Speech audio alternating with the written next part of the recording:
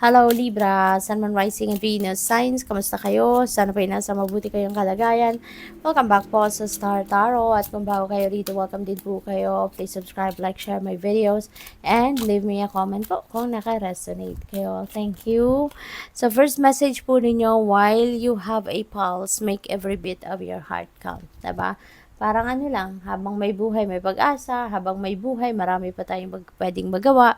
Pwede pa tayong maraming buhay ang matulungan natin, marami pang buhay ang pwedeng matouch natin, yung gano'n. So, kumbaga, i-maximize natin, no, yung oras natin. Let's use every second of our life, no, na maging productive tayo, na maging kapaki-pakinaban tayo, na maging, ang tawag dito, yung bang ano, yung, aside from kapaki-pakinabang, I can't find the word. Maging purposeful, no? Maging for pasensya na nabubulol ako. Maging purposeful ang buhay natin, ano? So, let's take advantage of every minute, every second na meron tayo. Okay? Huwag nating sayangin. So, what else? When a feather floats down from above, an angel is showering you with love. Ayan. So, pansinin ninyo, Libra, no? When there is a feather, no? Na-encounter kayo, lalo-lalo na doon sa mga odd places, no? Makikita ninyong lumilipad, 'di ba? Palapit sa'yo, or right in front of you, or beside you, yung ganon, yung feather, ibig sabihin yan, ano, na nagpaparamdam sa'yo, ang inyong angel, ah, nagpaparating na mensahe sa inyo na your angels are showering you with love. Okay? So, what else? We have, be patient, all is well. Okay? Huwag kayong mag-alala. You have nothing to fear. You have nothing to worry about. Sa ngayon, try to be patient. Learn to be patient. No? Huwag kayong mag-alala. All is well. All is being taken care of. Okay? So, kung may mga worries kayo, lift it all up to God, lift it all up, no, to your spirit team, no, kasi lahat, no, they are watching over you, they're taking care of what you are praying for, tinutulungan kanila, no, kaya wag kang mag-alala. We have your inner strength can and will move mountains. Okay? Napakagandang paalala ito sa inyo. Kaya, wag na kayong mag-alala. Have no fear. No? Don't worry. Have no fear. Kasi, instead, no, lakasan mo ang inyong loob, tibayan mo ang inyong dibdib, kasi kahit anumang problema, kung malakas ang inyong kalooban, matatag kayo, kayang-kaya ninyong lagbasan, no, kung ano man ang mga problema na pwedeng na-encounter nyo na, or kung ano pa man, ano, ang pwedeng ma-encounter ninyo. Kaya, lagi lang kayong magpakatatag. Alright? So, before I go on, I would like to say hi muna. Shout out po sa ating beloved channel member na si Maria Yui 3981. Ma'am, maraming salamat po for sending me super thanks and welcome no, sa ating channel.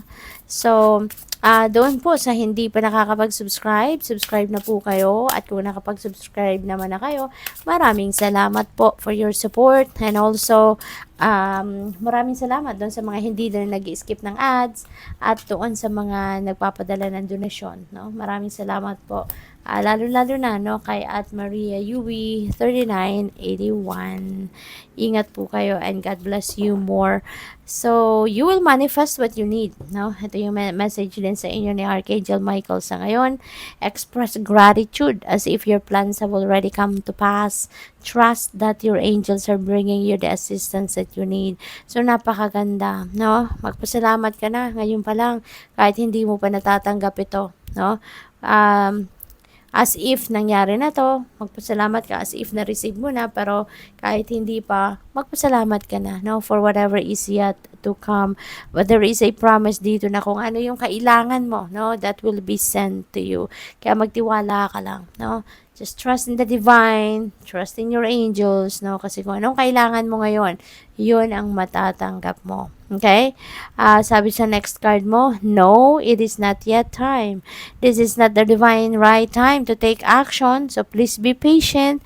The opportune moment is approaching. Yan. So, maghintay ka pa. Okay? Konti pa, maaaring hindi pa handa ang lahat, no? Maybe the people, resources, circumstances, maybe hinahanda pa yan ng Divine Universe para sa'yo. Kaya wag ka munang magmadali, wag ka munang magpilit, no? Kasi mararamdaman mo naman yan na hindi pa ito ang tamang oras para dyan. You will feel it, no? If divine timing has not come yet, ramdam mo yan kasi may mga delays, may mga blockages, 'di ba? Yung mga ine-expect mo na dadating, no, hindi pa yan dadating, yung mga ganon.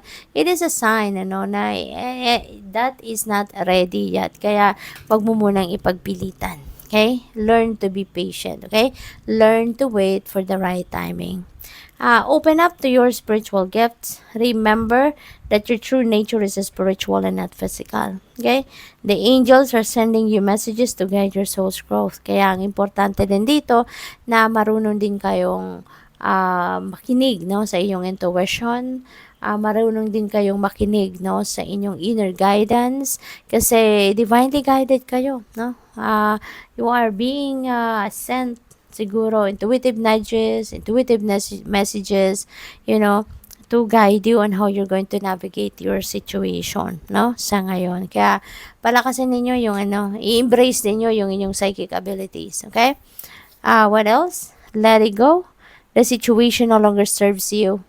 Allow me to sever your energetic connections to the past so that you can embrace the future. Ayan. So, let it go na, Libra. Maaring you're hanging on still, no? You're hanging on too much pa rin doon sa kung ano man ang parte ng inyong nakaraan. Maybe kapit na kapit ka pa rin, no, sa inyong past. Kaya siguro nahihirapan kang mag-move on, nahihirapan kang umalagwa sa buhay kasi hindi mo pa totally na nalalagpasan kung ano man ang mga pinagdaanan ninyo in the past. Yung parang hindi mo po to na overcome or hindi mo po nakakalimutan. Maaring your past is still haunting you, you know. Sabi dito, let it go, let go mo na yon. Hindi na yon nagbibigay ng positibong epekto sa'yo, hindi na nakakatulong na maging maayos ang buhay ninyo, no? Let it go na, no? I-release mo na yan or i-release mo na yung sarili mo from that so that you can move on, you can start a new life and you can focus, no, on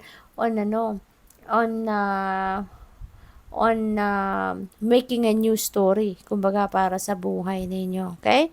So, tignan natin kung anong final message ninyo. Final message ninyo is the owl. Ayan. So, this is about, wisdom. This is about knowledge, you know. So, gamitin ninyo yung inyong wisdom, na natutunan ninyo in the past. You have accumulated a lot of wisdom sa buhay ninyo, sa mga pinagdaanan ninyo sa buhay in the past. Gamitin nyo yan, i-apply ninyo yan sa inyong mga circumstances sa ngayon. Good luck sa'yo. Thank you for watching. Love and light. Namaste.